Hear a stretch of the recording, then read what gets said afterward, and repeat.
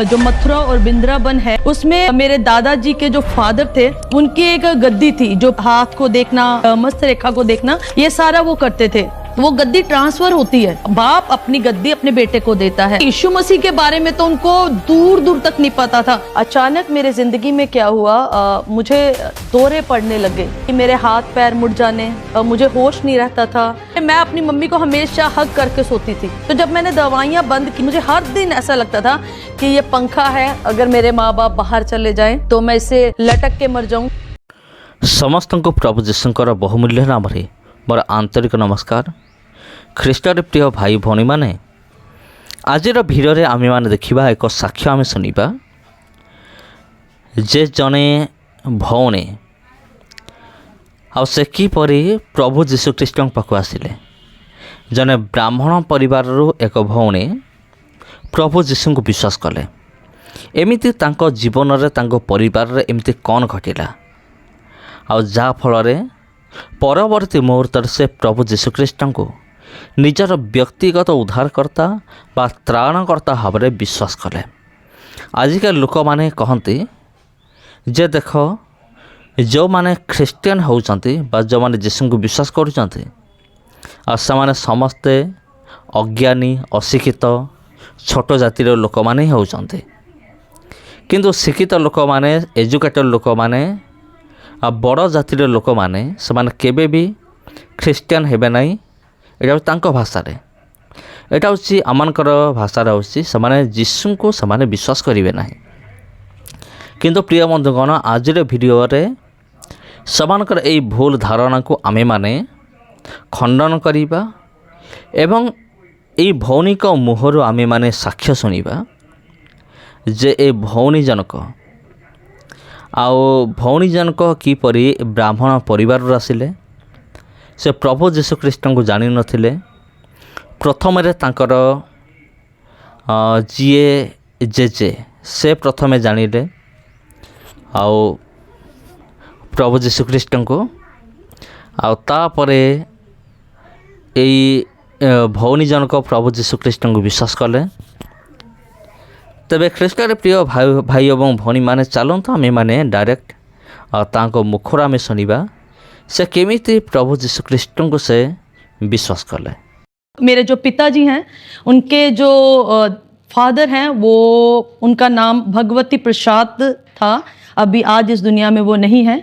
और परमेश्वर ने मेरे दादाजी को बहुत अद्भुत रीति से चुना और परमेश्वर ने अपने पास बुलाया। एक्चुअली उनका जो बैकग्राउंड है वो मथुरा वृंदावन, जो मथुरा और वृंदावन है एक शहर है, उसमें मेरे दादाजी के जो फादर थे उनकी एक गद्दी थी, जो पूजा पाठ करते थे, जो हाथ को देखना, मस्त रेखा को देखना, ये सारा वो करते थे। तो मेरे दादाजी उन्हीं के बेटे थे और वो वहाँ पर उनके साथ रहते थे। और उनके जीवन में वो ऐसे ही, वो जब हम बताते थे हमें कि मेरा जीवन कैसा था, तो वो कहते कि मैंने वहीं पे मथुरा वृंदावन में अपना बचपन को बिताया है। और उसके बाद उन्होंने क्या किया, जब उनकी शादी हो गई, शादी होने के बाद वो वहाँ से क्योंकि वो जॉब करने लगे थे और वो जलंधर में आ गए। और जो वो जलंधर में आए वहाँ पर उनकी मैरिज हुई और उनके बच्चे हुए। लेकिन उस दौरान में उनकी बहुत ज़्यादा उनको प्रॉब्लम हुई, जो कि मेरे दादाजी हमें बताते थे कि 15 साल तक मेरी दादी जी बीमार रहते थे। और इतना उनकी लाइफ में प्रॉब्लम था, इतनी परेशानियां थी। जब उनको वो बीमार हुए उस समय उनका पहला बेटा पैदा हुआ था। उसी समय, उसी दौरान में वो बीमार हो गए। मेरे दादाजी बताते थे कि एक औरत थी जो हमारे घर के पास रहती थी, और जब वो आई, जब मेरी दादी जी के बेटा हुआ उसके 1-2 दिन के बाद वो घर पर आई। और जब वो घर पर आई तो उसने कुछ किया।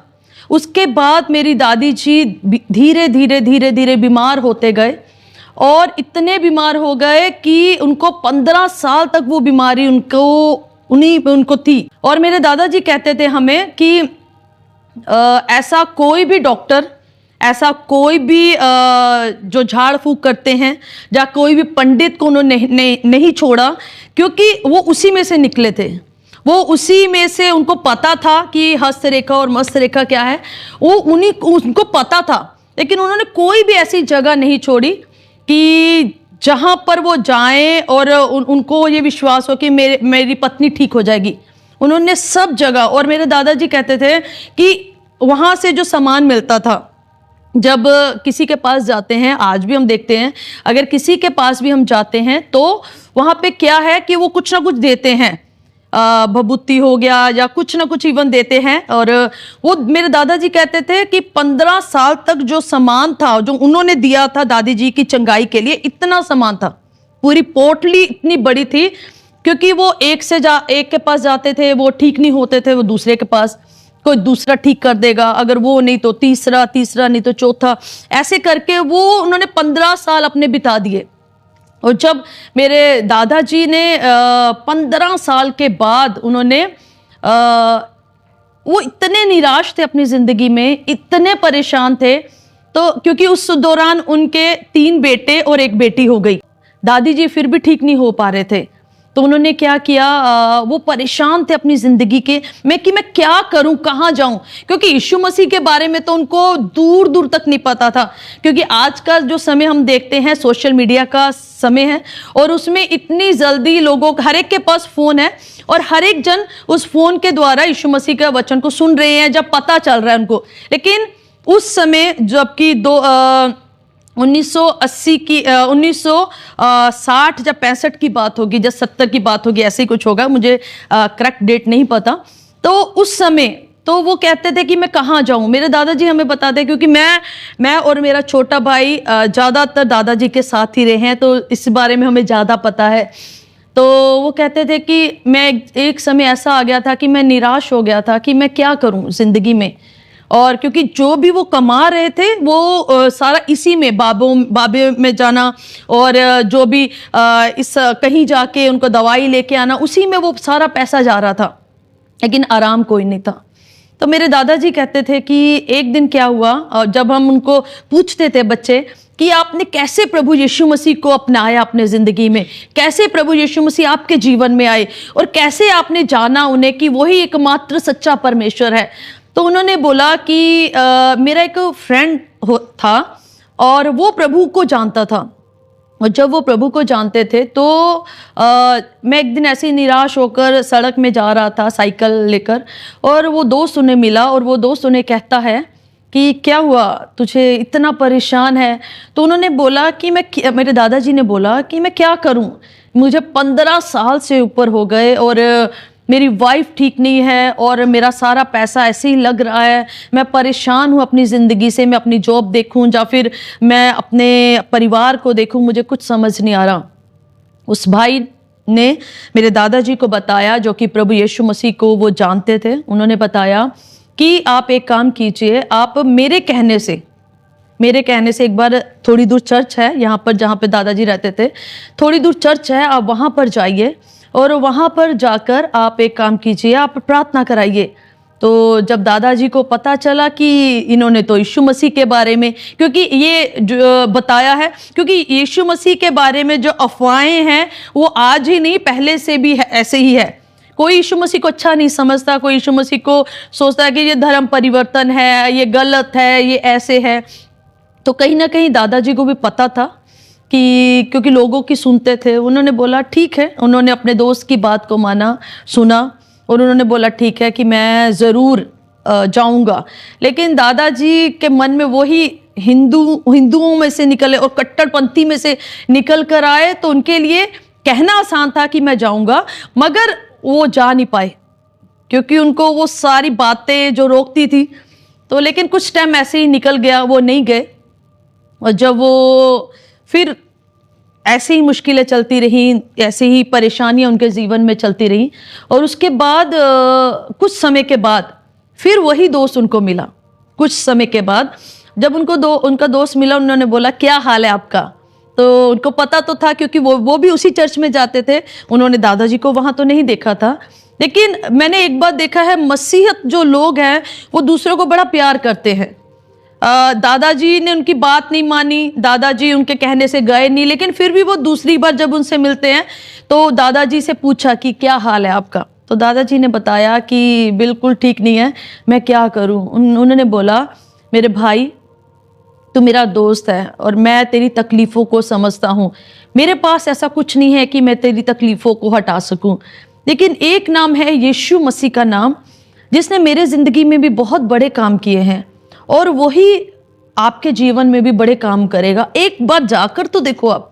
तो जब दादाजी ने उनकी बात को सुना और अपने घर आए, मेरी दादी जी को उन्होंने बताया कि मुझे एक दोस्त मिला है जो कि मुझे कहता है कि तुम चर्च जाओ, क्योंकि दादी जी तो वैसे ही इतने वीक हो गए थे कि वो उठ नहीं पाते थे अपने चारपाई से, क्योंकि बड़ा मुश्किल था। तो फिर दादी जी ने और दादाजी ने एक मन बनाया कि हम जाएंगे, चर्च जाएंगे, एक बार तो हम जाएंगे, चलो जाकर देखते हैं वहाँ पे भी क्या होता है। जब उन्होंने 2 बारी बोला है तो हमें जाना चाहिए। जब आपके दादाजी पहली बार चर्च में गए थे तो उनके साथ क्या हुआ था, आप इसके बारे में बताएं। जब मेरे दादाजी वहाँ पर गए और वहाँ पर जैसे ही मेरे दादाजी और दादी जी फर्स्ट टाइम चर्च में, जहाँ पे कोई मूर्ति नहीं थी, जहाँ पे कोई कुछ नहीं होता, जहाँ तक एक क्रूस भी नहीं होती चर्चों में, कई चर्चों में मतलब एक क्रूस तक का निशान तक भी नहीं होता।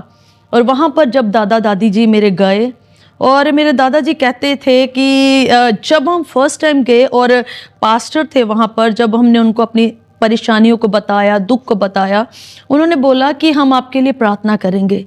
और फर्स्ट टाइम जब मेरे दादी जी के ऊपर उन्होंने अपना हाथ रख के प्रार्थना किया तो मेरे दादाजी कहते हैं कि उसमें से कई दुष्ट आत्माएं निकली, जबकि मेरे दादाजी को पता ही नहीं था कि उनके अंदर दुष्ट आत्माएं हैं। वो 15 साल लोगों के पास भटक रहे थे, बाबों के पास, सियानों के पास वो भटक रहे थे, लेकिन वो खुद भी नहीं कर पाए और कोई भी नहीं कर पाया।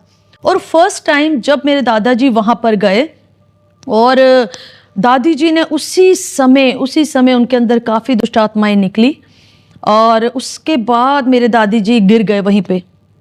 और मेरे दादाजी ने देखा और अचंभा करने लगे कि ये क्या हो गया एकदम से। ना किसी ने कुछ हाथ में बांधा, ना किसी ने कुछ तिलक लगाया, ना किसी ने कुछ किया, ये हो कैसे गया। तो दादाजी पीछे खड़े होकर, क्योंकि बहनों की और भाइयों के अलग अलग बैठने का स्थान होता है चर्च में, तो मेरे दादाजी एक साइड में थे। तो जब वो वहाँ पे आए तो उन्होंने देखा कि ये कैसे हो गया, और उन्होंने देखा कि उन्होंने पास्टर जो वहाँ थे प्रेयर कर रहे थे, उन्होंने बोला रहने दो, ठीक है, परमेश्वर ने यीशु मसीह ने इन्हें छुटकारा दिया है। तो जब दादाजी आगे आए उन्होंने बोला कि कैसी है मेरी वाइफ, उन्होंने बोला ठीक है, प्रभु आपकी वाइफ को चंगा करेगा।